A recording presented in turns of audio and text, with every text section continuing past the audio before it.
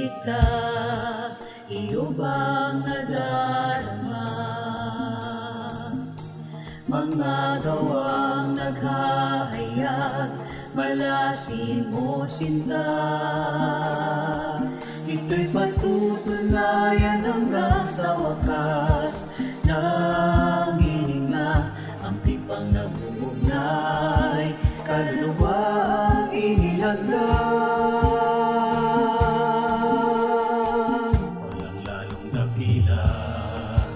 Maging kapatid kita,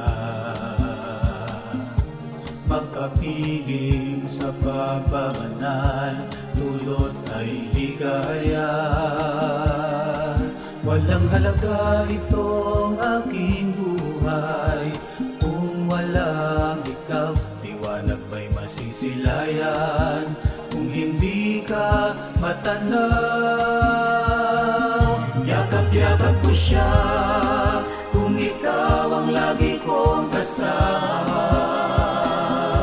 Pag-ibig niya'y nadarama. Kapag kapiling kita, payagan mong ika'y paglingkuran upang bigyang lugod ang kataas-taasan.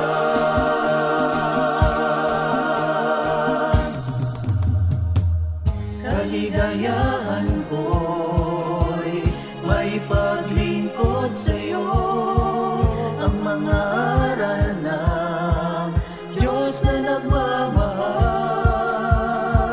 Sa paraang ito, agape ay naitatanghal, at sa bawat salita na iyong maririnig, kaligtasan ng iyong kaluluwa ang hatid. Damhin ang pag-ibig ng Ama, dinggin ang tinig niyang nag-aanyaya. Damhin ang pag-ibig ng Ama, damhin ang nais niya, may ligtas ka.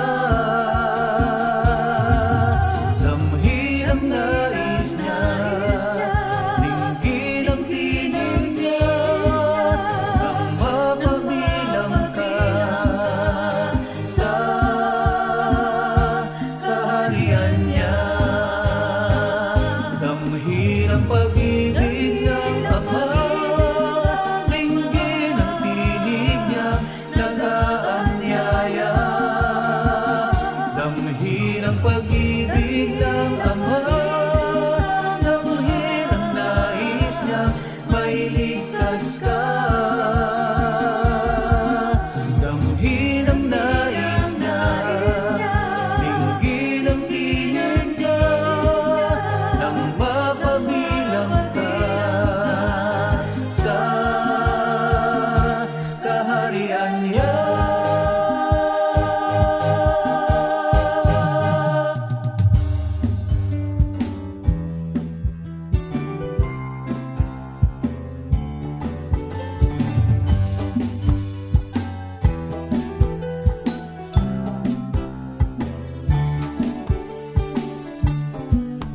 Tanawin mo ang kawalang hanggan, malasin mo kagandahan ng kaharian.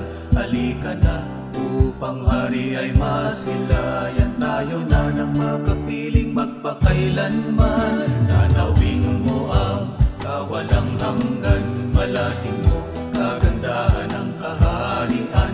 Halika na upang hari ay masilayan, tayo na ng makapiling magpakailanman. Sa bisig ko, kailan may huwag kang bibitaw.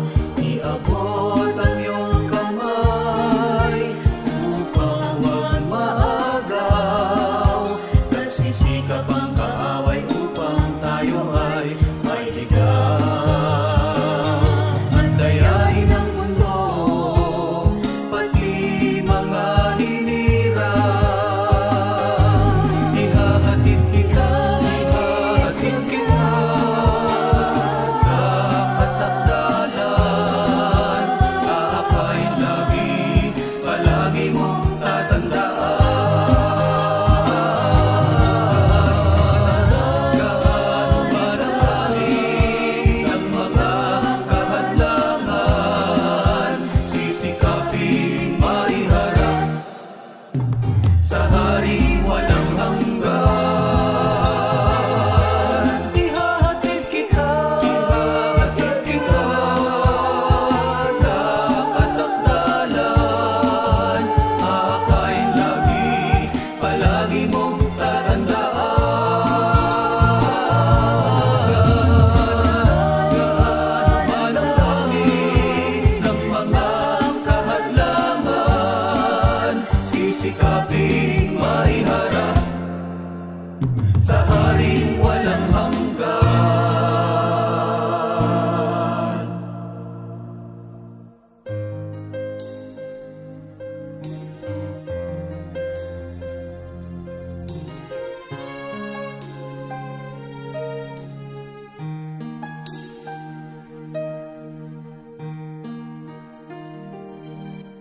Sa mundo may iba't ibang tinig kang maririnig. May tinig na nagsasaya, may tinig na lumuluha, may tinig din na nawawala, may tinig na naghahanap, nagtatanong, mayroon bang nakikinig? Hinihintay ka ng Ama sa tahanan niya. Nananabik na siya na makapiling ka. Tapat mong pagsuko, hinihintay na niya. Nananabik na siya sa pagtitiwala mo.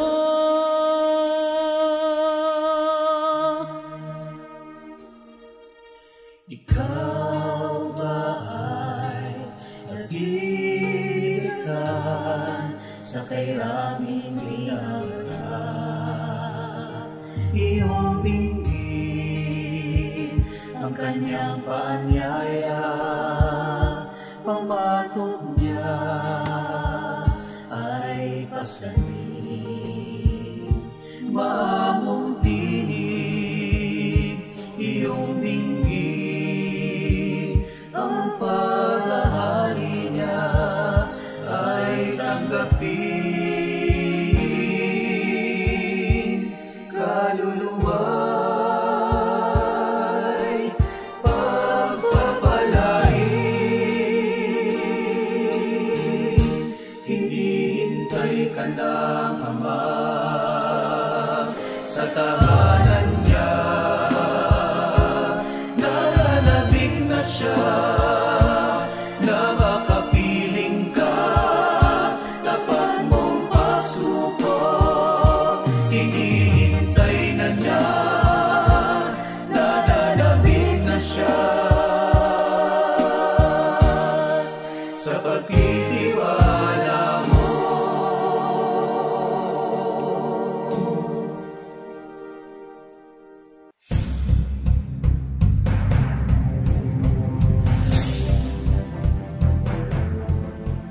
You are listening to The Climb, getting through life's everyday challenges through the Word of God with Elder J.R. Bernabe and Elder Yoyi Capistrano.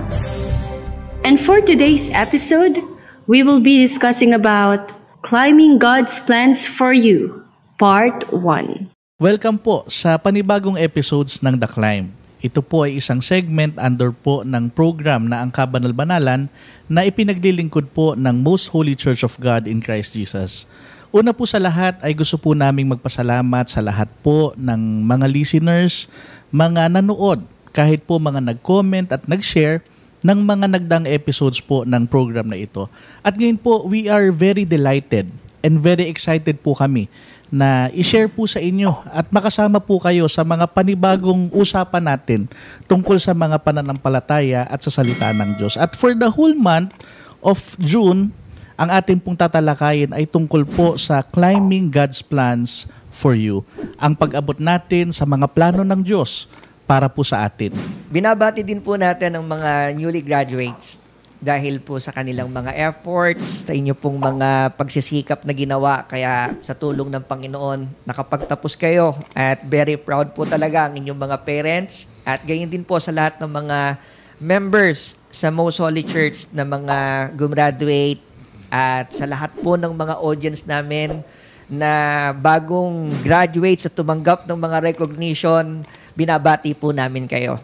At napaka-timely nitong atin pong topic, gaya po ng sinabi nyo. Very timely kasi ito yung panahon na bumubuo na naman ng mga panibagong pangarap, nagkakaroon na naman ng mga goals na gustong ma-achieve o gustong maabot. Hindi lang ng mga estudyante na graduate. Congratulations po uli sa inyong lahat.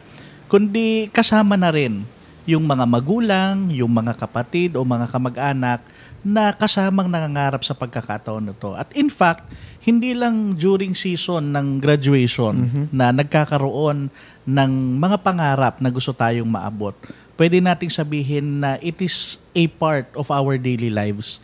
Yung magkakaroon ka ng tinatanaw, mga gusto mong makamit, mga gusto mong marating, at lahat ng iba't ibang mga pangarap o plano, lahat ng yan nagfo-fall dito sa topic na to. Tama. At sa tulong po ni Lord, didiscuss natin ngayon, no? Yung importance of having goals, plans, and dreams. Tama. Gano'n nga ba kaimportante ito para sa buhay nating lahat? Or pwedeng sagutin muna natin din yung tanong na importante nga ba talaga na magkaroon ang isang tao, regardless ng kanyang status sa buhay, mahalaga ba sa isang tao na meron siyang pangarap? O baka pwede namang wala na lang? Magandang masagot to, no? Kasi kung ano ba talaga yung will ni Lord tungkol sa pagkakaroon ng goals, ng Pwede dreams. ba talaga Pwede na ba talaga magkaroon tayo ng plano? Kasi ang base naman natin, syempre, para ma-validate natin na tama itong lahat ng ating mga dinidiscuss, syempre, kung ano yung teaching ni Lord through the Bible. Tama. So, basahin ko lang, no, itong nasa 16:3 ng Proverbs.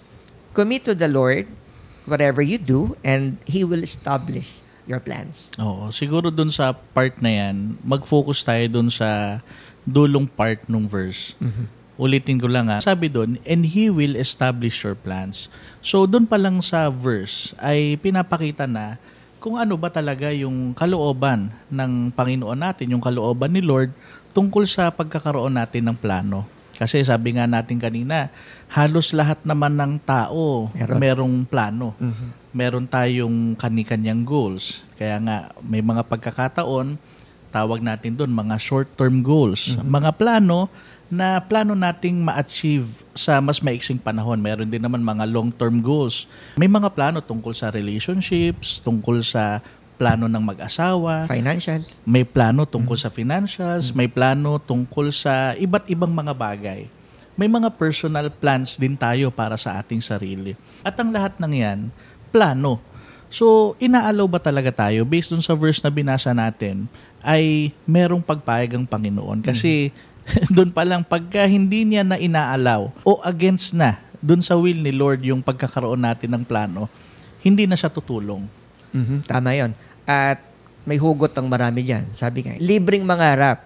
No? Libreng mangarap. Libreng mangarap. Pero bago pasabihin ng marami yan, talagang sa verse na binasa natin, talagang pinapakita na ina-allow talaga ng Panginoon na magkaroon tayo nito. At hindi lang yon, yung assurance na tutulong siya kapag ginagawa mo na yung mga goals and plans mo sa buhay. Tama, kasi yun yung unang kailangan na ma-establish muna natin na pwede tayong mangarap at tayo ay ini-encourage din ng Bible na magkaroon tayo ng something to look forward to sa buhay na ito. Kasi aminin man natin o hindi, yung pagkakaroon natin ng mga pangarap, meron talagang mabuting dulot yan sa buhay natin. Napakaganda nun, di pa ba? Kasi para ma-encourage tayong lahat na mangarap, mahalaga muna maintindihan natin ano ba benefits niyan, di ba? Kapag may goal ka, kapag may pangarap ka, ano ba nagagawa niyan sa buhay ng tao? Pwedeng isama natin dyan, you become motivated.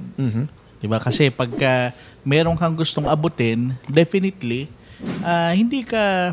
kung meron kang gustong abutin, definitely, magkakaroon ka ng additional drive para magsipag, para magsikap, para maging ready ka sa sacrifices at yung lahat ng mga bagay na yun. So in other words, it's an added motivation. Okay. So bukod doon, 'di ba? Sabi mo nga, inspiration, motivation, yan ang mga benepisyo talaga eh.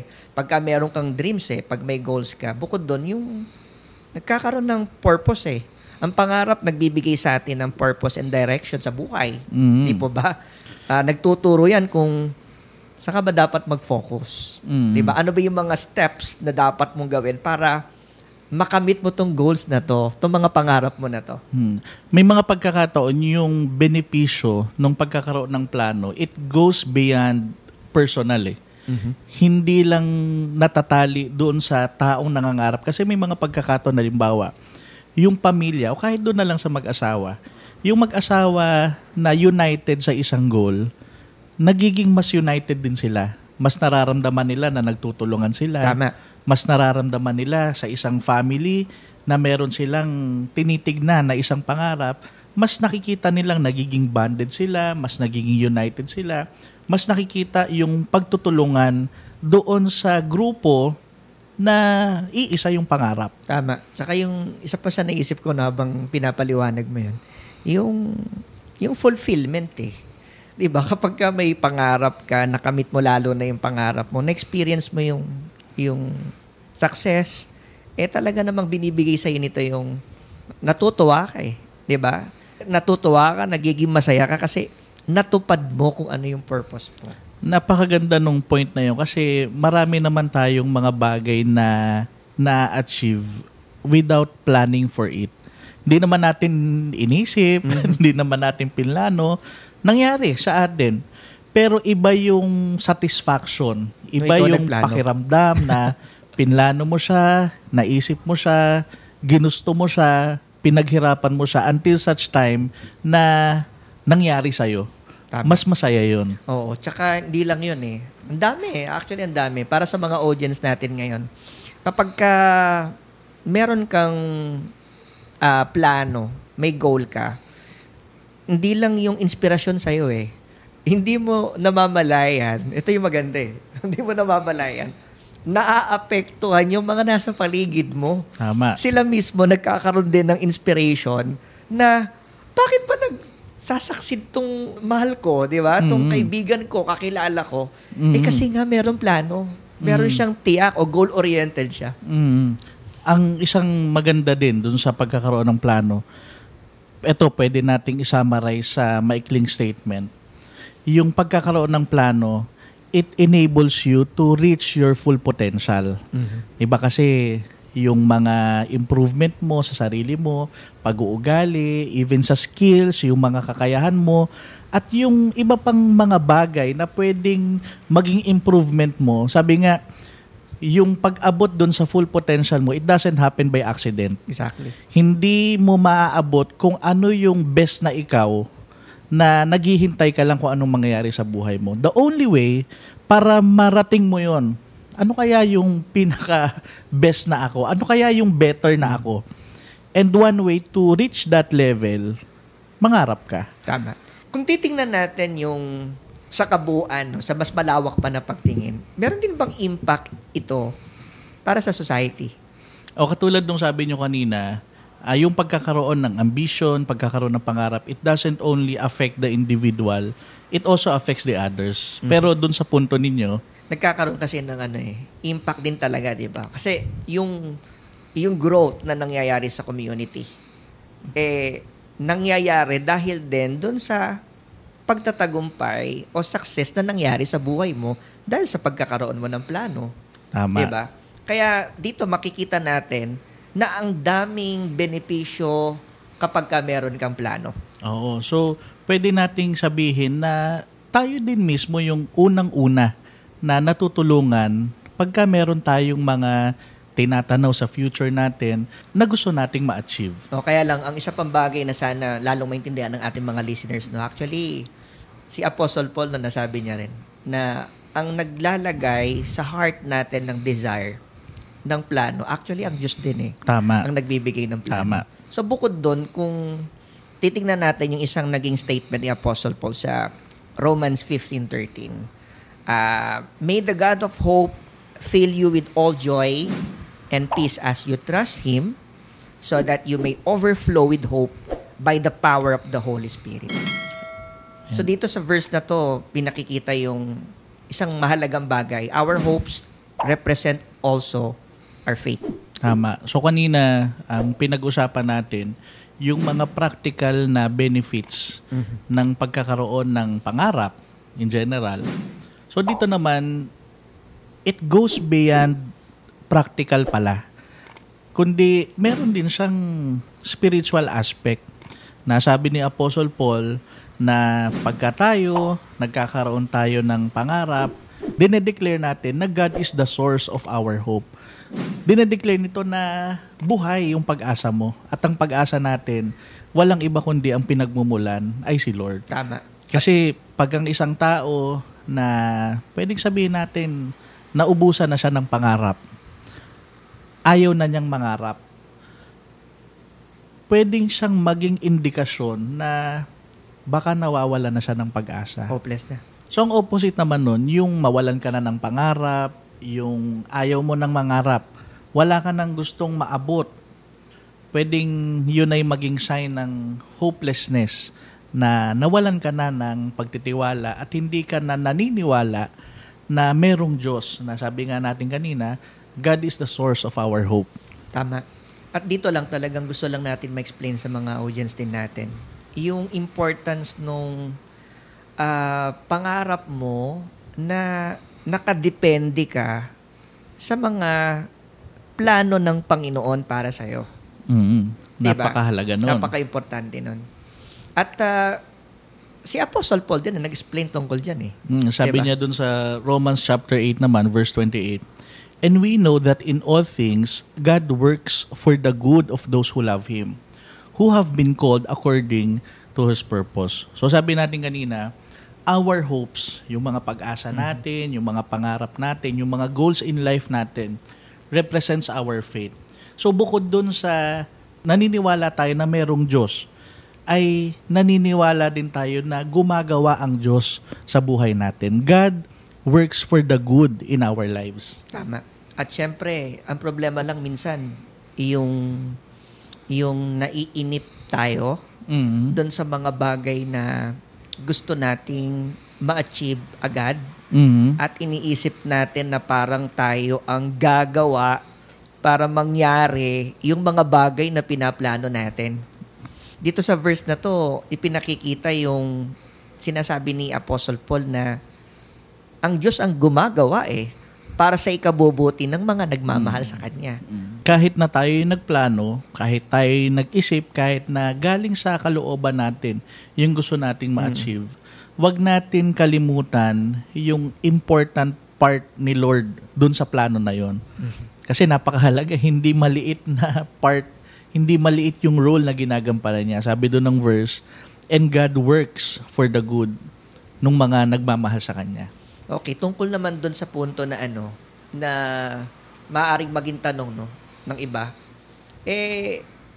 yung pagpaplano, sino ba talaga may gusto nito. Although nasagot natin kanina. Mm. Pero ang punto na gusto kong sabihin yung hindi na tayo dapat na mahirapan pa kasi meron na tayong pattern para gawin itong mga bagay na dinidiscuss natin ngayon. At yun yung sinabi mismo ni Lord na talaga namang tingin ko alam ito ng marami. Oh, very famous verse, very famous no? tong verse na to. Sinabi yan ni Prophet Jeremiah. Sabi ni Lord, "For I know the plans I have for you, declares the Lord. Plans to prosper you and not to harm you, plans to give you hope and a future." So, meron tayong mga plano. Tama. Pero wag din natin kalimutan na bago pa tayo magplano para sa sarili natin, bago tayo mangarap para sa sarili natin, pwedeng sabihin natin, nangarap na yung mga magulang natin. Tama. Pero merong higit pa kaysa doon. Meron pang nauna. At yung nauna, walang iba kundi si Lord. Sabi dun sa verse na binasa natin, "For I know the plans I have for you." Itong verse na to na binasa mo, sabi natin kanina, very famous. Pero, ano yung impact nito kapag naririnig mo tong salitang ito at binabasa natin tong verse na to na sinasabi, "I know the plans I have for you." Oo, at ito yung gusto nating i-share sa mga listeners po natin, sa mga audience natin, na kasi minsan pagka madalas na nating nababasa o naririnig yung verse, minsan nawawala na ng impact sa buhay natin. Pero once again, we're inviting you na tingnan natin at pansinin natin itong napakagandang verse na ito. At sa akin, personally, kung ako tatanungin, again, pwede po kayong mag-comment kung ano po yung na-feel nyo dun sa verse na yun. Merong sense of peace, merong sense of security na kahit pala marami na akong pinaplano para sa sarili ko, marami na akong gustong marating para sa pamilya ko, meron palang plano si Lord para sa akin. Yun ang maganda doon Kaya sabi ko nga kanina, at na-share din natin, sabi mo, ano impact sa'yo ng mga salitang ito? Minsan, naririnig mo na lang siya. Tama. O very familiar. Pero, yung pagkakaroon ng faith from this particular verse, na ang Panginoon mismo nagsasabi na napakabuti ng plano niya, ang daming gustong tapusin ito sa isip at sa puso at mga bagay na nangyayari ngayon sa lahat ng mga tao dahil minsan nabibigo sila sa plano nila. Tama. Sasaktan na ako. Tama. Hindi ko na kaya. Napaulit-ulit na lang itong mga nangyayari sa buhay ko. Parang di na matatapos. Kaya yung iba natatakot ng mangarap. Ayaw na magplano. Kasi na-experience na nila, nag-set sila ng expectation, umasa talaga sila doon, nag-invest sila ng effort, nag-invest sila ng panahon, sa dulo, hindi nangyari. The next time around, parang di na ako magpaplano, ayoko na. Gusto lang natin sabihin dito na sa lahat po ng mga audience namin ngayon, kung may mga plano ka, may mga goals ka, huwag kang matakot na magplano. Ang tiyakin mo lang, yung mga plano mo, talagang naka-align sa mga bagay na gusto ng Diyos para sa'yo. Kung nangyari na sa'yo na nagplano ka na, nangarap ka na, at dumating na rin yung pagkakataon na hindi mo natupad yung plano na yon, hindi yun sapat na dahilan para hindi ka na mangarap at magplano ulit. So I think ito yung message ni Lord sa atin sa usapan natin na to, na hindi tayo dapat na matakot, hindi tayo dapat na magdalawang isip to be better. Tama. Hindi tayo dapat na mangamba, na magkaroon tayo ng mga plano and dreams para sa sarili natin, para sa pamilya natin.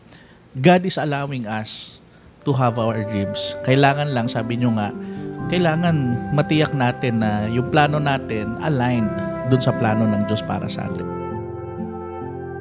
Lord, maraming salamat po sa mga teachings na narinig po namin ngayon. Salamat din po sa tiyaga ng amin pong mga listeners, aming mga audience na nakinig ng iyong mga pagtuturo. Sana, gaya ng aming narinig, magkaroon kami ng pangarap at magkaroon kami ng strong desire na tuparin ang mga pangarap na ito sapagkat alam namin, ikaw ang nandyan na unang nagturo nito at nagsilid sa aming puso ng pagkakaroon ng mga pangarap at ikaw din ang tutulong para magawa at matupad namin ang lahat ng ito. Maasa kami, Panginoon. Maasa kami, Lord, na ibe-bless mo po ang lahat ng mga plans, ang lahat ng mga goals, ng dreams ng amin pong mga listeners, ng aming mga audience, kaming lahat na naging bahagi ng pagtatanghal na ito. Inihiling po namin ito sa pangalan mo pong Jesus na aming tagapagligtas. Amen. Aakyat ka ba o aakyat ka pa? Thank you for being part of our discussion. To know more about us, you may follow our social media pages. On Facebook, search for MHC Media Facebook page. On YouTube, search for the Most Holy Church YouTube channel. Let us continue to be inspired by the Word of God. Every Sunday, 7 o'clock in the evening, only here in The Climb.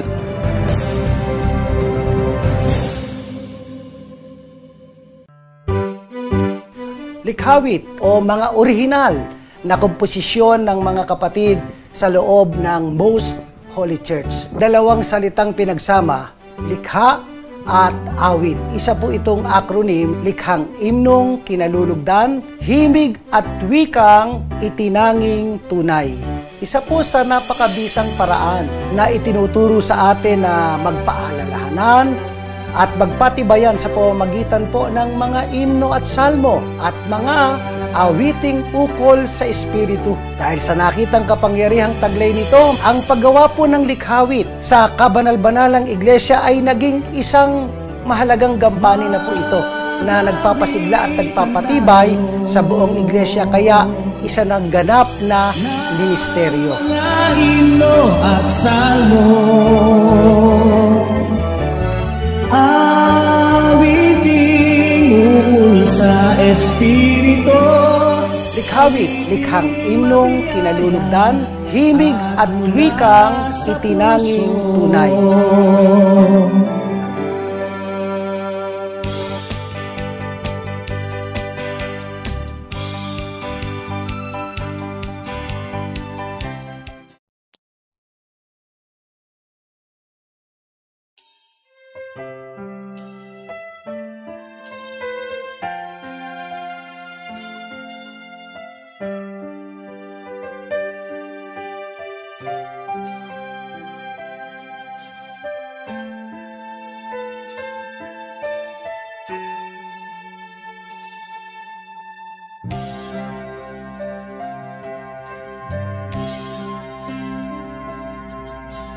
Kaysa ulit-ulitin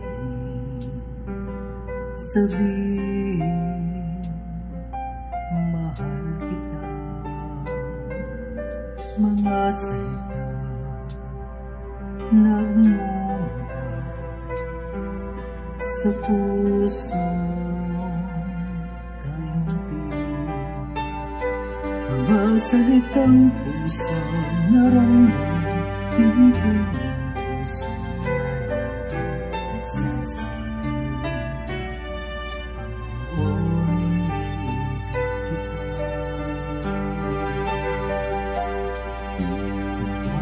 Nawa ay ating mapatunayan, mga salitang sakit ng kalooban.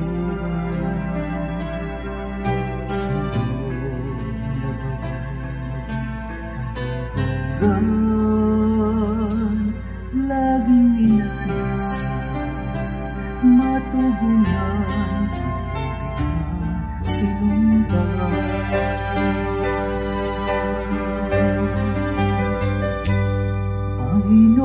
Panginoon, iniibig kita, higit sa lahat ng bagay. Kalooban mo ang pangunahin sa aking buhay. Sa iyo ang pagtitiwala ay ganap na ibinibigay. Ang buong ako sa iyo lang ialay. Ang buong ako sa iyo lang ialay. Ang buong ako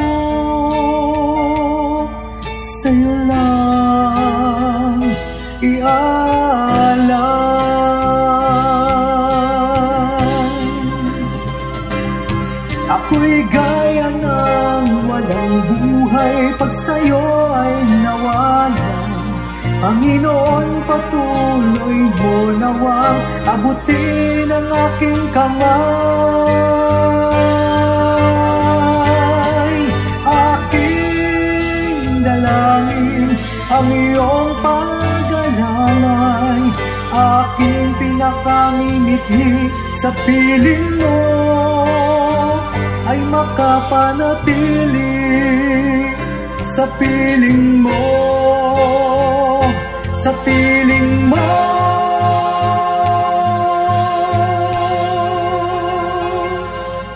Panginoon,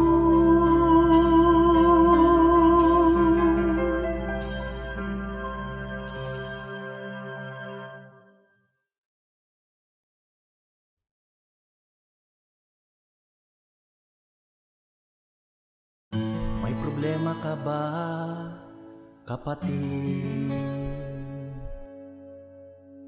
May dalahin ba sa iyong dibdib?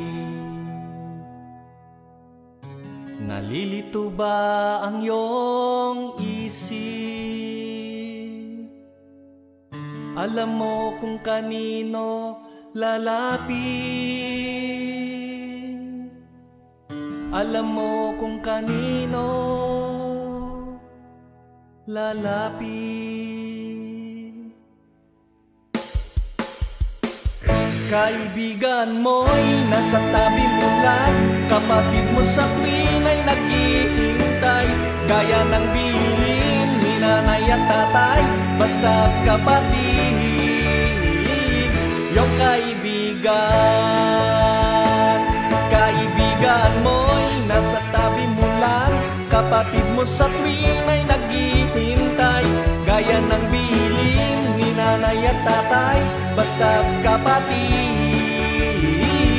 yung kaibigan. Nakaukit ka sa puso ko, ay ganda ng iyong larawan, di mapagkit sa isip ko ang bukol sa iyong kapakanan. Ang palaging panalangin ko ay ang iyong kaginhawaan, sapagkat kapatid kita, mahal kita. Kapatid kita, mahal kita. Minamahal mo rin ako. Ang mahalin ka ay sapat na kung minamahal mo rin ako. Sa akin ito ay langit na. Kapatid kita, mahal kita. Minamahal mo rin ako. Ang mahalin ka ay sapat na kung minamahal mo rin ako. Sa akin ito ay langit na.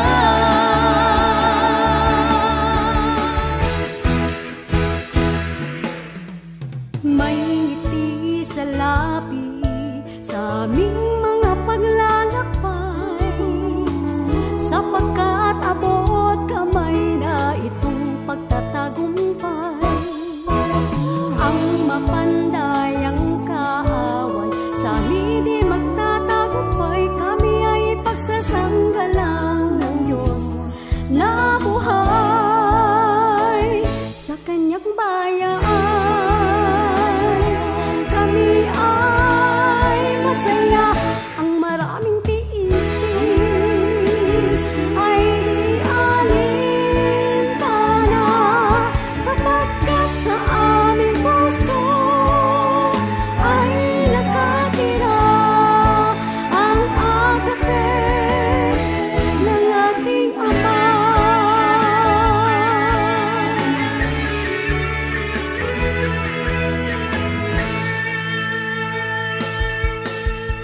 Agape mo minsan pang nadama, nagsilbing tali sa pagkakaisa, patuloy pa ang magsisikat upang lugod ng hari ay maialay. Kapinhatian ay nagbabadya, Subalit ito ay hindi alintana pagkat siya paraan ng hari sa kasakdalan na ating pinakamimithi. Sa masayang paglalakbay, kalwalhatian mo ay itatanghal, ipagsisigawan, dakila mong karangalan. Agape mo ay aming kanlungan ng pag-iisa pa sa masayang paglalakbay.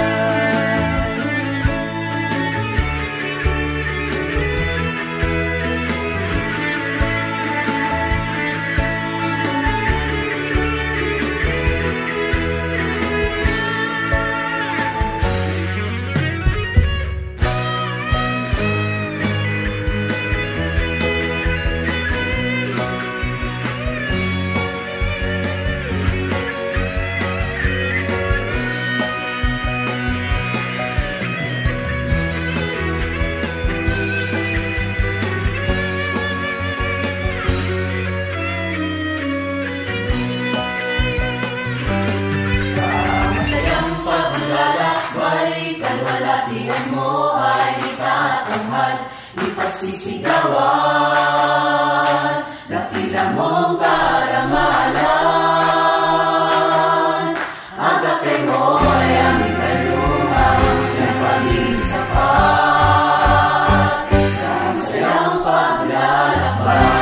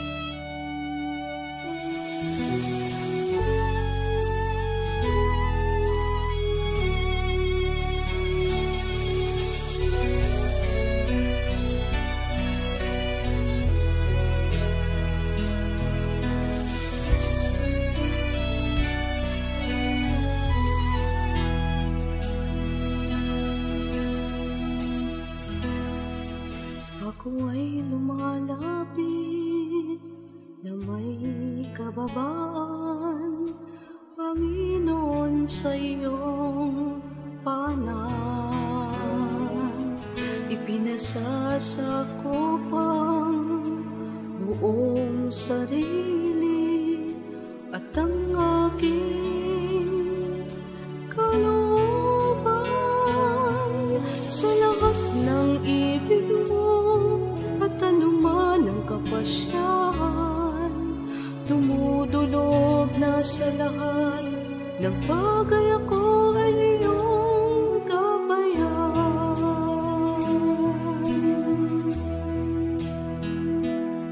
Sa mabatong landasin at maraming tiisin, paghakbang ng aking mga paa, patatagin sa tuwing na sa panahon na maunos, alalayan mo ako sa piling mo, Ama, sa iyong pagkukupkop, sa iyong bisig,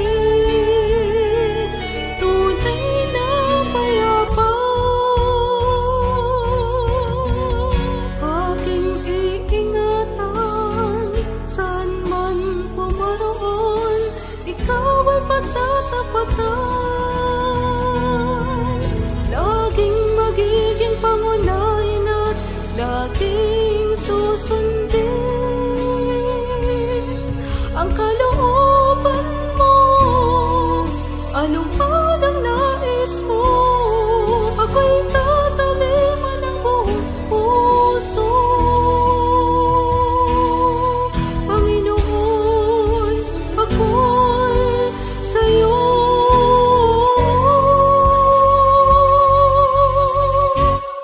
Nagtitiwala sa iyong kapangyarihan,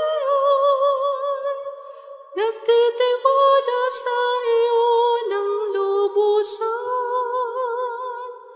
Hawakan nawa ang aking puso't isipan. Panginoon, ikaw ang aking kailangan. O Panginoon, ikaw ang aking lahat-lahat. Ikaw ang aking kalakasan. Ilawan mo ako sa bawat araw, sapagkat ikaw ay aking tanglaw.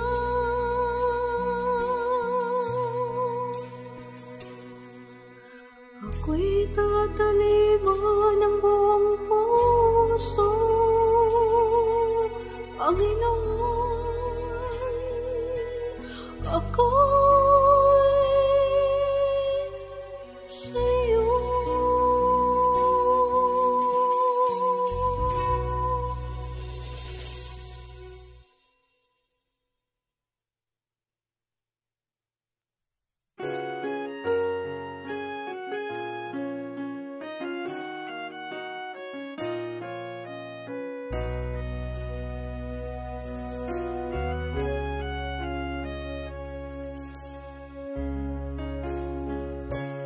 When the world is full of sorrows, negativities in mind may flow. Hopelessness is on its way. Don't tremble, with fear along the way. When the world is full of sorrows, negativities in mind may flow. Hopelessness is on its way.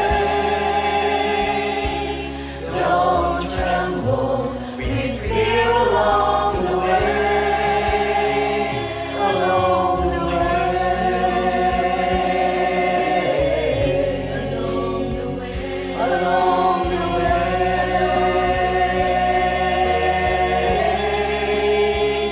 Along the way.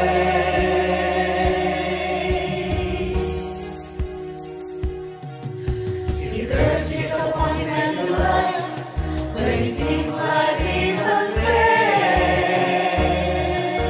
close your eyes, open your heart, have faith in the good behind. If there's disappointment in life, when it seems like it's unfair, close your eyes, open your heart, have faith in the good behind the troubles.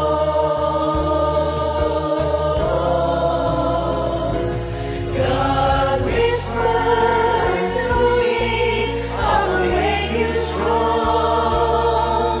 I will make you strong. I will strengthen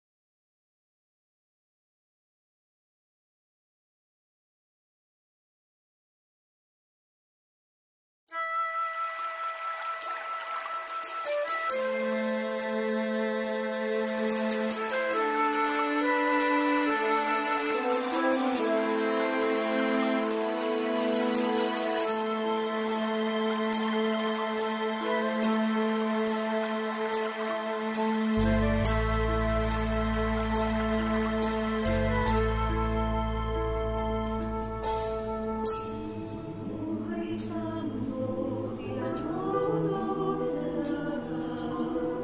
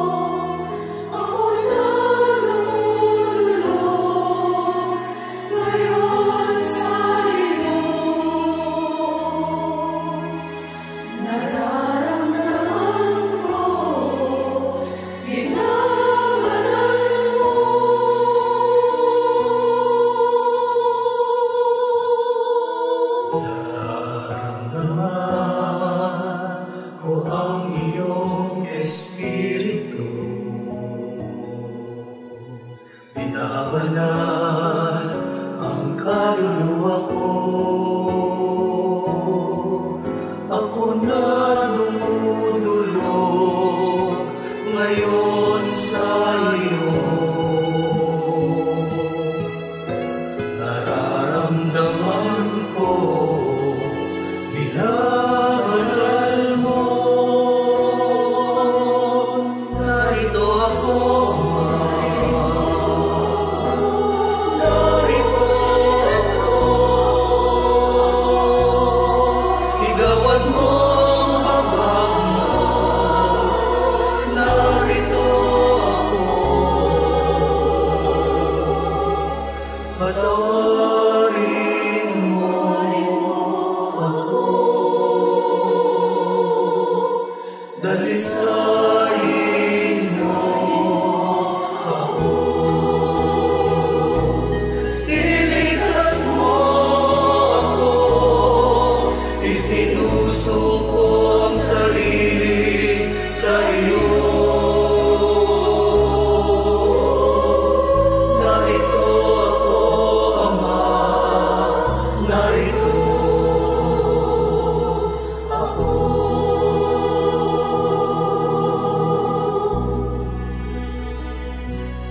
Narito ako, Ama.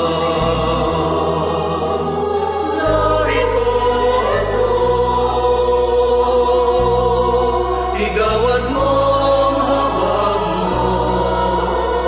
Narito ako. Patawarin mo ako. Dalisayin mo ako. Iligtas mo ako. Isinusuko ang sarili sa iyo. Narito ako, Ama. Narito ako.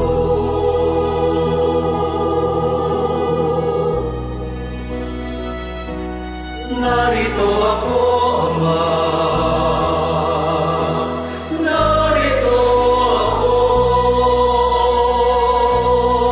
Igawad mo ang habag mo.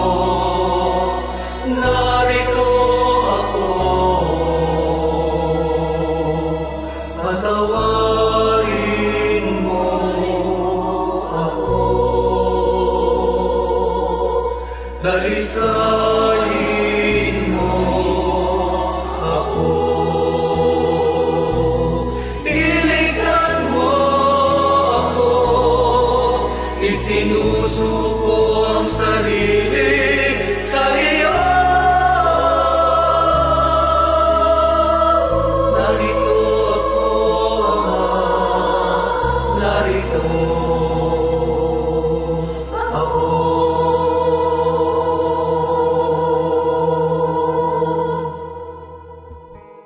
Isinusuko ang sarili sa iyo. Kapangyarihan, narito ako, Ama. Narito ako, Ama.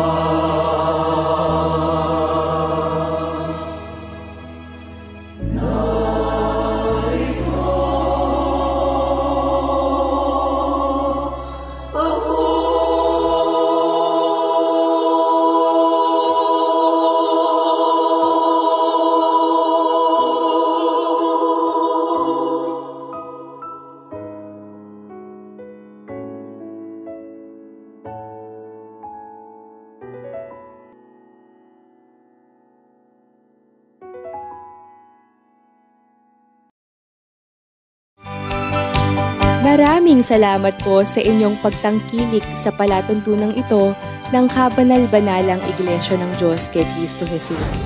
Kung nais po ninyong mapanood ang iba pa naming programa at upang lubos po ninyong makilala ang Kabanal-Banalang Iglesia ng Diyos kay Cristo Jesus, mag-subscribe sa ating YouTube channel na The Most Holy Church bisitahin ang aming Facebook page na MHC Media.